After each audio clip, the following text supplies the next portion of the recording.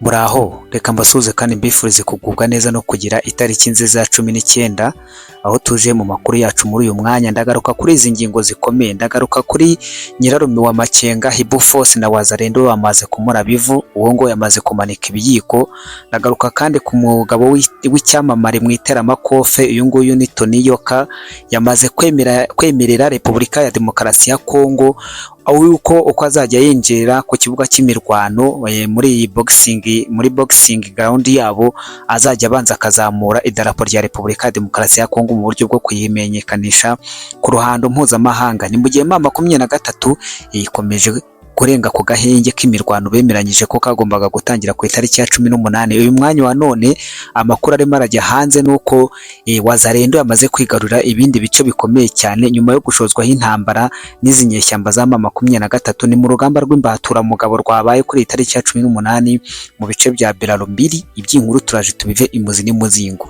Ariko nanone hari indi nkuru ikomeye cyane. Perezida Paul Kagame ngo yamaze guhamagarira Leta Zunze Ubumwe za Amerika yuko zigomba kumwemerera uburinzi mu gihe ngazaba avanye ingabo ze muri Kongo, ngo bafite ubwoba bw'uko abakongomani bashobora kuzatera igihugu cy'u Rwanda. Ubwo rero arimo arasaba yuko mbere yuko akora ingabo ze muri Kongo, yenga Amerika igomba kumwemerera yuko izamurindira umutekano. Ibyizi nkuru zombi ndetse n'ibindi tutabashije guhita tuvuga mu buryo buvunaguye, tugiye kubigarukaho mu buryo burambuye. Ariko mbere ya byose reka nifuze yuko twatangire gutya. Nene tika juu niko na 2 jours niko kule. Alitutosha Goma kule Asenjo Chanzo. Juzi hapa male dimashe ilipita. Seka mani va komando na tulikuwa ma 3000 kombe tulikia saa 90. Haba kukua na tuambi. Walikuwa tunatuleta sasa tulitoka Bukavu. Sasa tulifikaka Kamanyola kutambuka kidogo, wakatupandisha mubalabala moya hivi. Tukaendelea tukalala munji. Kukucha tena kutambuka Kamanyola mtu hayafika Uvira. Huko balabala inapanda hivyo ile nji. Kisha sasa tulifika kule kumwisho tukakuta hakuna tena balabala. Tukaanza tembea na miguu tulienda na lala kuko talala munjia benzangu balikimbia.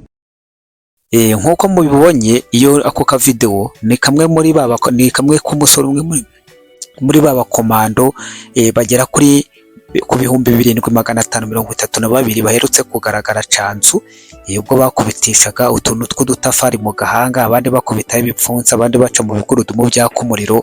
Abambere narabibabwiye ntimuraje mutangiye mubone imirambo yabo ku gasozi. Ubu ngubu inkongoro n'impyisi zo mu mashyamba yo mu burasirazuba bwa Kongo zigiye kongera zibona ibiryo. Ibyo nababwiye rero byasohoye, ibyo nababwiye byabaye. Uyu rero bikavugwa yuko ari mu nyeshyamba za M23 zishyigikiwe n'u Rwanda, zitubahiriza amasezerano cyangwa ngo zemere ihagarikwa ry'imirwano ryasabwe na Rwanda. Iryo Kinshasa yemeye, no kuvuga ngo Facibeto narabibabwiye nti kuba yemeye yuko agiye guhagarika intambara, ntuyu ni umutego mutinda bateze kandi bazawugwamo. Rero nyuma yuko bawubateze baje gutera ibirindo by'igisirikare cya Kongo hafi ya Minembwe, aho abasirikare bashya ba M23 ubwo ni baba komando nyine berekanwe nk'abakomando haracanzu baherutse kuva mu kigo cy'imyitozo cyaho mu buryo bwamamajwe cyane n'inyeshyamba. Bamwe muri bo rero bakaba bamaze kwicwa, abandi bahunga urugamba ndetse n'imbaraga z'umuriro za FARDC, naho abandi bafatwa mpiri n'ingabo za Kongo. Kuri uyu wa gatatu wa tariki ya 18 nibwo iyi nkuru yabaye, aho FARDC yabashije kwigarurira ibice birimo Birarumbiri, Bidegu, Karonje ndetse na Karingi muri Haut Plateau. Ni muri iyi mirwano ikomeye kandi y'imbatura mugabo yarindimbura amabuye. Ni imirwano ikomeye cyane yaje no kurangira uyu nyirarume wa Makenga, uyu nguyu FARDC yamaze kumura bivu, yamugaritse ku itaka. Uwo ngo w'inzogera yirenze, ibiyiko byamanitswe na rugagi. Ubwo byo gusezera kongera gutekereza kurya byarangiye, agiye gufumbira ubutaka bwo mu burasirazuba bwa Kongo, by'umwihariko hano muri Haut Plateau. Mvuye kuri iyi nkuru rero reka mpite ngaruka kuri Kigali. Perezida Paul Kagame arimo gusaba Leta Zunze Ubumwe za Amerika kumwubakira ubwirinzi bw'umutekano we nibamara kuvana abasirikare be muri Kongo. Ngahagaritse umutima ku kugaruka kw'abahutu, ariko ngo abahutu ngo ni abanyarwanda, ngo u Rwanda ni igihugu cyabo kandi ngo bafite uburenganzira bwo gutahuka. Iyo ni inkuru yanditswe n'ikinyamakuru The African, aho perezida w'u Rwanda Paul Kagame gafite ubwoba nyine bw'uko naramuka akuyeho buriya bwirinzi bwiwe akavana ingabo ze muri Kongo, ngo abakongomani, ubwo ni abakongomani muri rusange, bashobora kuzahita bataka Kigali.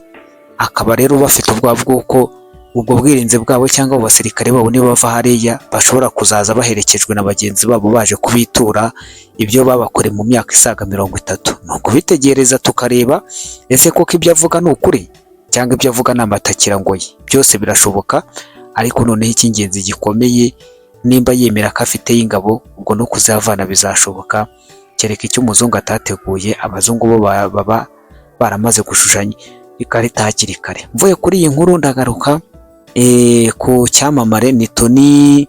Iki cyamamare cyitwa Tony Yoka, ni umukinnyi w'icyamamare mu mukino w'iteramakofe w'umunyekongo. Nyuma yo kwakirwa na perezida nyiricyubahiro wa Repubulika ya Kongo Félix Antoine Tshisekedi Tshilombo, Tony Yoka yemeye ku mugaragaro kwitangira Repubulika ya Demokarasi ya Kongo.